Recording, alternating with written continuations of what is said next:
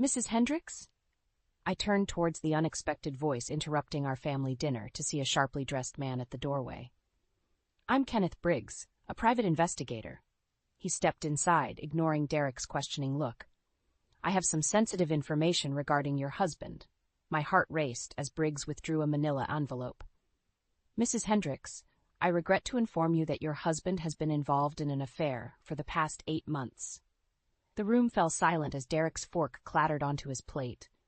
I felt the blood drain from my face as Briggs removed a sheaf of photographs, each one a nauseating gut punch. There was Derek, locked in intimate embraces with a slender brunette whose face I instantly recognized, my estranged younger sister, Elise. You lying, cheating bastard! I erupted, shattering the stillness. Bile rose in my throat as I hurled the photos across the table, uncaring that our teenage daughters flinched at the venom in my voice. Derek's complexion turned ashen. Marla, I can explain. Like hell you can. I cut him off with a sweep of my hand, chest heaving with anger and betrayal. How could you do this to me, to our family? I gestured at our girls, faces contorted with shock and confusion. Mrs. Hendricks, Briggs spoke evenly, I have documented evidence of your husband systematically draining finances and diverting assets to fund his indiscretions with your sister over the past several months. The despair sliced through me, sharp as a knife. I had suspected Derek's distance, the constant business trips and late nights, but Elise? My own flesh and blood? My temple throbbed as waves of rage threatened to drown me. I'm leaving for Shanghai tonight on an urgent business trip, Derek abruptly announced, rising from his chair. Defiance flashed across his taut features. When I return, we'll discuss this rationally like adults. Don't bother coming back, I shouted after his retreating figure. I whirled towards Elise's damning photos, still strewn across the tablescape amidst our half-eaten dinner. My life as I knew it lay in ruins, but I would not surrender so easily. Mustering every ounce of composure, I turned to face my bewildered daughters. This changes nothing for you two, I stated, my voice fortified with a conviction I didn't quite feel. Your father and I stumbled over the words, tasting ashes on my tongue. We're going through a difficult time, but I promise you we'll get through this. Their frightened expressions twisted the knife deeper into my heart. I watched numbly as they fled the maelstrom of shattered trust and heartbreak, now consuming the home I'd thought was unshakable. Briggs remained an uncomfortable witness. My services have been paid in full to provide you with all available documentation, he remarked, sliding the envelope towards me. I'm sorry, Mrs. Hendricks. No wife deserves this. An icy calm insulated me as I accepted the file. Don't be sorry, Mr. Briggs. My voice hardened with grim resolution. Be ready, because I'm just getting started. The hours blurred together after Derek's abrupt departure. I paced the hallways of our home, a gilded cage now tainted by his deception. Framed photos mocked me at every turn, snapshots of happier times twisted into bitter lies. I sank onto the bed we once shared, cradling my throbbing head. How could the man I loved, the father of my children, betray me so callously? And with Elise, of all people, my own sister? Trembling fingers traced the sharp lines of Derek's deceit, immortalized in Briggs' damning photos. An animalistic rage seethed within me, screaming for vengeance. I envisioned hurling plates, diamonds, bricks, anything to shatter the man who had shattered my world, without a shred of remorse. But I couldn't lash out recklessly, not with custody of the girls at stake. I had to remain level-headed, strategic. Derek's smug assertion that we'd discuss this rationally still rankled, as if he could whitewash his transgressions with empty platitudes. No, I needed a plan, a way to strike back and regain control, to ensure he and Elise faced the consequences they deserved. The echo of the front door slamming ricocheted through the stillness, jarring me from my stupor. I tensed, but familiar footsteps ascended the staircase. Hey! Theo's concerned face appeared in the doorway. Of course he had rushed over after hearing the news. My dear friend and the best divorce attorney in the state. Wordlessly, I handed him the file, watching his expression contort with disbelief and anger as he examined the indisputable proof. That lying sack of shit, he growled at last, raking calloused fingers through his graying hair. Don't mince words, Theo, I replied with a hollow laugh.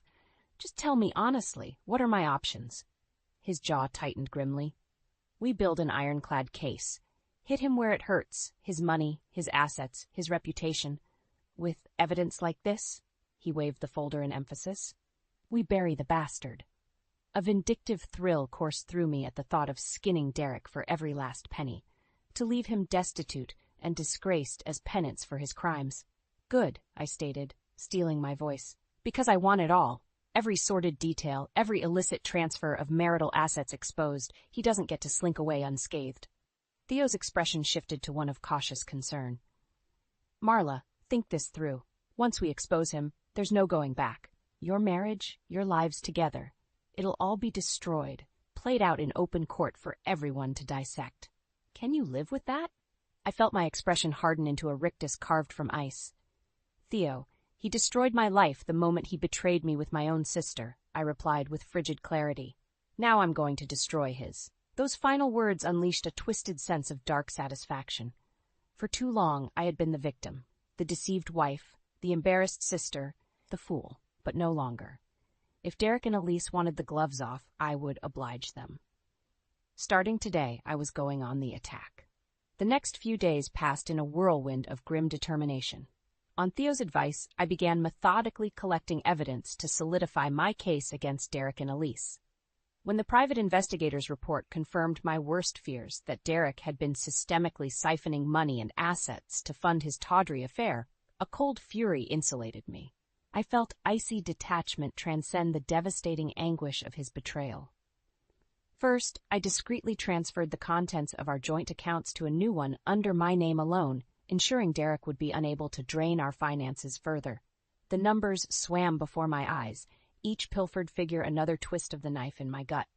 Next came compiling the paperwork. Copies of bank statements, unexplained expenditures, mortgage transfers, all blatantly suspicious. Theo assured me we had more than enough to decimate Derek's falsely cultivated facade of martial bliss and business success. We also need to figure out your living situation, he advised during one late-night strategy session, the shadows accentuating his frown lines. If you stay in the house, it just gives Derek's lawyers more ammunition to claim you condoned his actions. I worried my bottom lip, reluctant to uproot our daughters' lives any more than necessary. But Theo made a fair point. Any delay could jeopardize my custody claim. Surprising even myself, I found the answer immediately. My friend Lena? She has that big place in Hudson after her divorce. Theo's eyebrows arched in approval. The financial advisor who hates cheaters? Perfect. She'll make an amazing ally and witness. Sure enough, one phone call was all it took for Lena to open her doors without question. What day do you need me, hon? Her smoky voice crackled over the line, full of the vinegar and vulnerability that characterized survivors like us. Within 36 hours, I had packed up what little I could carry of our old life and ushered the girls into Lena's guest rooms. To their shell-shocked whispers about this only being temporary, I forced a reassuring smile that was only partially a lie. Chin up, ladies, Lena commanded, wrapping us in her signature embrace, rich curls cascading around her warm features. We've got your backs. Count on that. As we hunkered in the cocoon of Lena's hospitality, I felt the first flickers of hope reigniting inside me, that Derek and Elise's transgressions wouldn't go unavenged, and that a path forward still remained. Then the phone rang, shattering the moment's fragile complacency. Derek's number flashed across the screen, and an icy chill gripped me. The first volley was about to be fired. I stared at Derek's number flashing insistently on the screen. A twisted part of me longed to answer, to confront him with the full depth of his betrayal. But I knew better than to show my hand prematurely.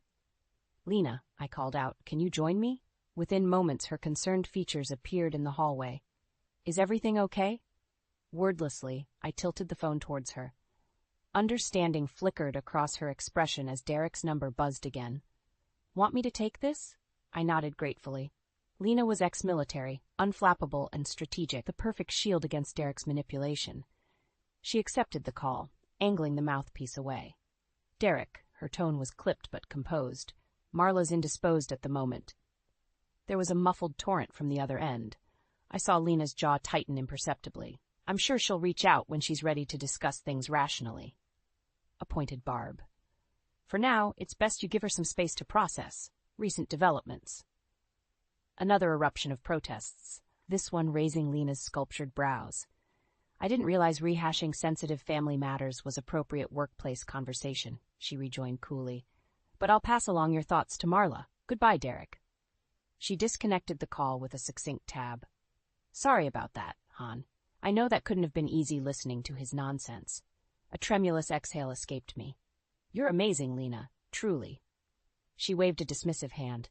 Please, that blowhard doesn't rattle me. Her warm eyes creased with concern. But you look like you're carrying the weight of the world right now. What else can I do? I felt a renewed surge of purpose. Actually, there is one thing. An hour later, we were closeted in Lena's luxurious home office, poring over the meticulously assembled dossier that would become the armament for my legal battle. Lena shook her head slowly as she absorbed the bank statements, check stubs, and appalling money trail. This is embezzlement, plain and simple. He bled you dry to keep that little harlot satisfied. My voice was toneless. The sad part? He thought I'd never find out, that I was too busy or too oblivious to ever piece it all together. Her sculpted features contorted with disgust. What a delusional, selfish prick. Well, the delusion ends now. I clicked over to the shared portfolio, watching the figures populate. These are all the holdings and assets Derek can legally access. Understanding flickered in Lena's obsidian eyes. And you want to lock him out? I nodded curtly. Every last dime gets retitled under my sole name, investments, real estate, liquid securities. He doesn't get to touch a penny of what's rightfully mine until the courts decide otherwise. Lena's dexterous fingers danced across the keyboard, initiating transfers and updated credentials. Consider it done. That money-grubbing liar is officially cut off. Her expression shifted as she decrypted another subfolder. Marla, what are these numbered accounts in the Caymans? I felt my cheeks flush as fragments of hushed conversation suddenly clicked into place. You're telling me that arrogant bastard was hoarding money offshore this entire time? She let out a slow whistle. And not just chump change, either. Her deft strokes isolated each account, each one more grossly embellished than the last. He could have been diligently saving for our future, our retirement. The bitterness was acid on my tongue. Instead, he pulled an economic 9/11 on us to secure his little hideaway nest with a lease. Lena's elfish features contorted with revulsion. Well, this is step too far. He can't just go burying assets and flaunting the law like that. I realize that now. My hands curled into fists as the magnitude of his duplicity hit me in waves. That duplicitous son of a bitch. Lena reached over and squeezed my arm, her touch steadying. Hey, we'll nail him for this, I swear. He's not getting away with pillaging your hard-earned nest egg. Jaw tightened with resolution. I held her gaze levelly.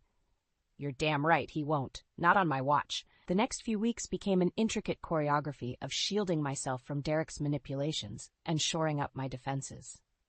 Thanks to Lena's Herculean efforts, all our major assets had been retroactively retitled under my singular ownership, staunching the financial hemorrhaging.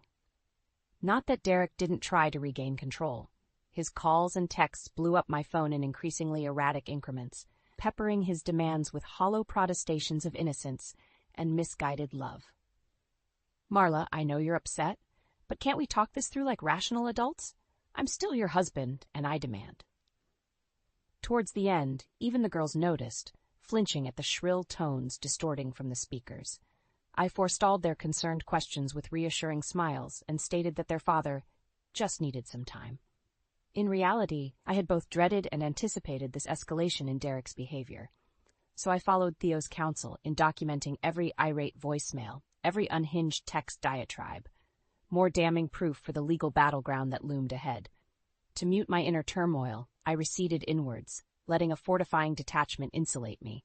I no longer dwelled on the gutting anguish of his betrayal, nor the gaping void his calloused disregard had eviscerated. Instead, I simply existed. Day to day, checking the obligatory boxes with the armor of detachment, deflecting the numbing currents of fury, regret, and occasional pity that taunted me. Theo assured me this emotional icebox was normal, even advisable. Feeling is the enemy right now, Marla. It'll just cloud your judgment and give Derek's shysters an opening.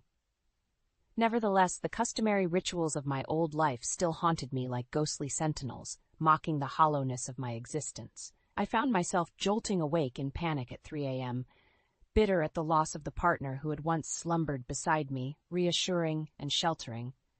Who had that man been? The one I committed 20-something years to?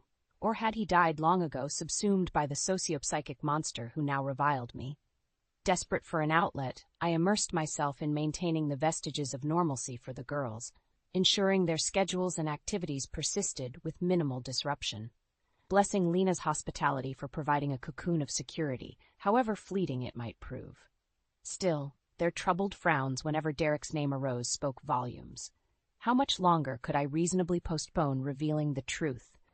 That the father figure they had idolized was well on his way to becoming a pariah? That our family nucleus was splintering beyond repair? They were sharp, precocious young ladies.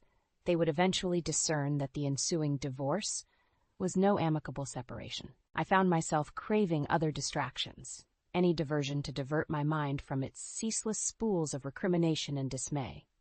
With Lena's encouragement, I gingerly resumed my passion projects like painting and weaving, channeling my pent-up tempests into intricate line work and fractal textures. I joined her twice-weekly boxing sessions at an exclusive boutique gym, relishing the euphoric simplicity of repeatedly pummeling the heavy bag in controlled bursts of exertion.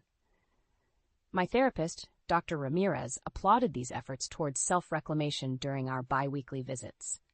A serene, maternal presence, she nonetheless stressed the necessity of working through the grieving process. You're building impressive fortifications, Marla, but you can't wall off the pain indefinitely. It will find cracks, erode your defenses.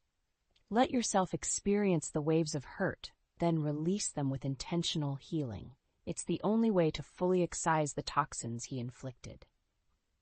Even the good doctor's empathetic counsel sparked flickering prickles of resentment. Hadn't I endured enough psychological carnage already? Why should I purposefully immiserate myself by treading through the minefield of what was and what could have been? 10 agonizing days after his abrupt departure, Derek finally returned from his supposed business trip. I braced myself, squaring my shoulders as Theo and I waited in Lena's vestibule. The familiar crunch of tires on gravel heralded his arrival. I gripped the thick dossier tighter, its damning contents fortifying my resolve. The front door burst open and Derek blustered inside, withering slightly at the sight of Theo. "Why am I not surprised you're here?" he sneered. "This is the part where you start listening for once in your miserable life," Theo stated flatly. Derek opened his mouth, no doubt to spew more indignant dismissals, but I cut him off. No more lies. My voice was glacial. No more deceptions, delusions, or pitiful attempts to gaslight me. With surgical precision, I unfurled the gallery of photos, spreadsheets, and documentation across the sofa. Derek's complexion ashen as the incriminating evidence of his malfeasance proliferated. "Not only have you been serially unfaithful," I heard my tone acquire a razor's edge, "but you've been slowly looting our accounts, pillaging our assets to fund your sad little tryst with my sister." His Adam's apple bobbed rapidly as panic crept into his expression. "Marla, I can explain ever. Save your rationalizations. They're meaningless at this point." I shoved aside his grasping hands, the paper seeming to sear his fingertips. "Your signature is on every bank draft, every wire transfer, every unauthorized disbursement of funds, plain as day." Derek's facade finally cracked, ugliness twisting his features. "So that's it, then? A few indiscretions, and you're burning everything to the ground? Our marriage, my career, our family legacy?" "Your indiscretions have already detonated our family," I exploded, infusing every ounce of scorn and disgust into the words. "I don't recognize the pathetic bastard standing before me anymore." "You self-righteous bitch," he erupted with a sudden primal fury that made Theo tense instinctively. "You think you can publicly flog me like some criminal without consequences?" My answering smile was as frigid as Antarctic ice. "I relish those consequences, Derek, because in the end, you'll be broke, alone, and utterly disgraced. A shunned, soiled nothing, while I walk away from the ashes." Chin jutting in a final petulant display of contempt, he turned on his heel and stormed out. But even his exaggerated bluster couldn't disguise the dawning horror on his face. He knew he was cornered, outmaneuvered. Checkmate. That night, even my dreams offered no sanctuary. I found myself crying hot, angry tears, not from sorrow, but from a place of visceral rage that this utter waste of a man had dared to betray me so profoundly, to squander every ounce of goodwill, trust, and commitment I'd so foolishly vested in him. But the tears were also cathartic, lancing years of pent-up disillusionment and deception. As the howling echoes of Derek's classically juvenile tantrums faded, a steely resolve cemented within me. No more would I be the victim, the pretty little ornament masking the rot festering beneath. From this point forward, I would be the vengeful architect of his self-destruction, and every psychological dagger, every precisely calibrated legal maneuver would serve as the instruments of that exquisite retribution. I would burn it all down and salt the earth, just like he deserved. In the days following Derek's meltdown, I wasted no time capitalizing on the initiative.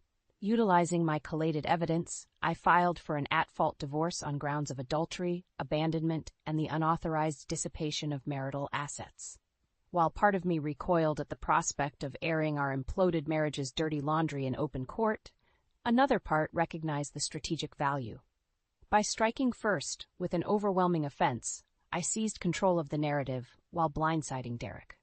"He'll be scrambling to build a defense on multiple fronts," Theo assured me, typically unflappable demeanor, betraying a hint of dark satisfaction. "Let's see him lawyer up to counter all these interlocking claims."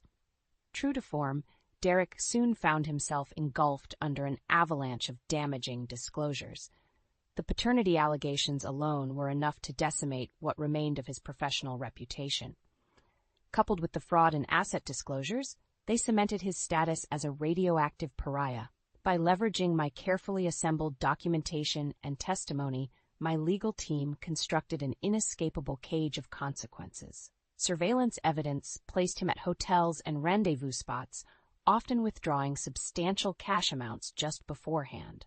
Banking records revealed his establishment of slush fund accounts and wire transfers to international holding locations. Even more damaging were the third-party testimonies of Elise's indiscriminate confessions to family members, of Derek's increasingly callous behavior towards me and the girls, and the contradictory paper trails he left behind while cavorting with his mistress. Within weeks, the court of public opinion had sentenced Derek as guilty.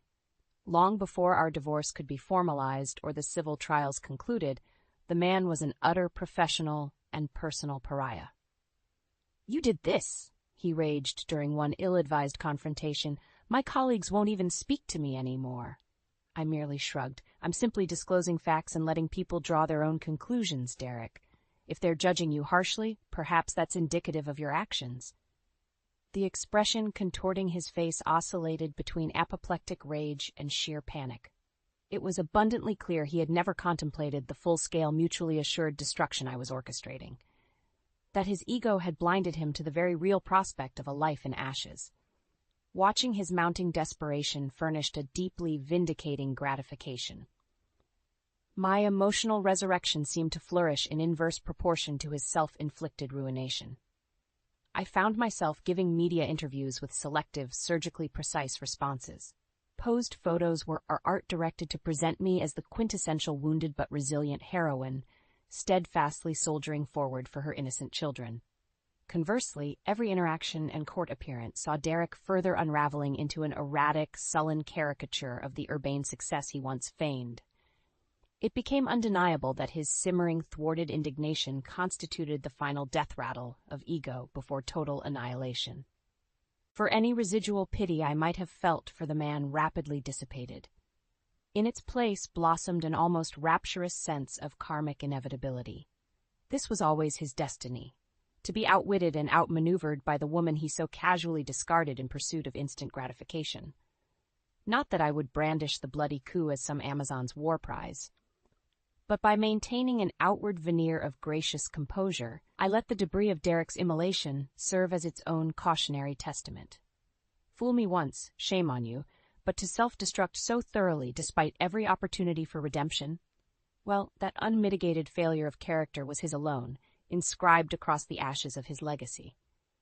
Despite the protracted legal battles, the divorce itself was a mere formality at this point. Derek's derelictions were so overwhelming, so undeniably malicious, that the proceedings proved utterly one-sided. The court awards sole custody to Mrs. Hendricks in addition to a substantial majority of liquid assets and properties, the judge stated in clipped, dispassionate tones. Mr. Hendricks' conduct represents a complete abrogation of his familial duties and marital vows. Across the aisle, Derek slumped in his seat, a pathetic, broken husk animating what remained of his publicly immolated reputation. Gone were the immaculate suits and assured airs. He sat there, hollowed and ashen in discarded clothes, reeking of whiskey and sleepless nights. His eyes remained downcast, unable to meet my unflinching gaze. As the gavel declared the marriage officially dissolved, I felt an unfamiliar pang reverberate through me. Not sorrow or regret, those indulgences were distant memories. No, this was the exhilarating release of a burden, shackles tough to the soul being struck off with a stark finality. Theo clasped my shoulder, his calloused grip anchoring me back to the moment. "It's done," he murmured with a barely perceptible nod. "He got everything he deserved." My smile was equally understated yet serene. No, he got far less than that. In the hellish months that followed, Derek's descent charted a tragicomic freefall. Once an upwardly mobile banking executive, his professional pedigree mutated into permanent radioactive toxicity. Every job opportunity disintegrated as cagey references shared the cautionary chronicle of his philandering, misogyny, and white-collar embezzlement. Even his closest business associates distanced themselves, justifiably wary of being tainted by association with such a comprehensive implosion. From that inferno emerged my total legal and moral vindication. But more importantly, it heralded an emancipation from the shattered dreams and profound delusions that had anchored me to that wretched man for so long. The assets I had wrenched from Derek's grasp furnished me a revitalizing new lease on life. Within 6 months, I had liquidated our marital residence and invested in a sleek, elevated townhome in a more vibrant, re-energized area of the city, closer to the girls' schools and extracurriculars. No longer shrouded in spatial mementos of trauma and despair, I found myself blossoming back into my truest self. Career opportunities that had stagnated during my marriage rekindled with fresh fire. Artist collectives and nonprofits welcomed my talents with open arms. Even the girls seemed to thrive in this regenerative environment. The pinched, haunted wariness that had clouded their expressions steadily lifted. Recitals, matches, and events no longer triggered bristled silences, where Derek's absence loomed like an unexploded mortar. We were free. Wandering the farmers' markets and cultural festivals that epitomized our new neighborhood's beating heart, I could almost physically feel their tension eroding beneath the purifying sunshine of autonomy. Almost cruelly, I ensured Elise received no such comforts. My lawsuits alleging her complicity in the depletion of marital assets continued unabated. Just as the courts had scoured Derek of every ill-gotten gain, so too would she face devastating financial repercussions. Petty recompense, some might argue. But such was the emotional ruinscape she had indulged in seeding that I felt no mercy. In fact, I made it a point to routinely update her on her dwindling legal circumstances, now that pride and perjury charges were being considered. Let her endure even a fraction of the torment she helped inflict, watching her greed and wanton selfishness facilitate her own undoing. Some called it overkill. I called it karma, finally delivered. The only pity I retained was for my former self, the myopic, naively devoted woman who had anchored her identity to a depraved lie and a despicable con man. The hard-learned lessons had flayed that identity until only truth remained. Perhaps that was the true path to healing, embracing these harsh revelations as brusque awakenings rather than debilitating traumas, to finally see the withered, desiccated remnants exposed, while turning my gaze to the vibrant sunlight and new horizons untainted by past poisons. Staring clear-eyed into the expanse of second chances, I found myself eager to begin anew.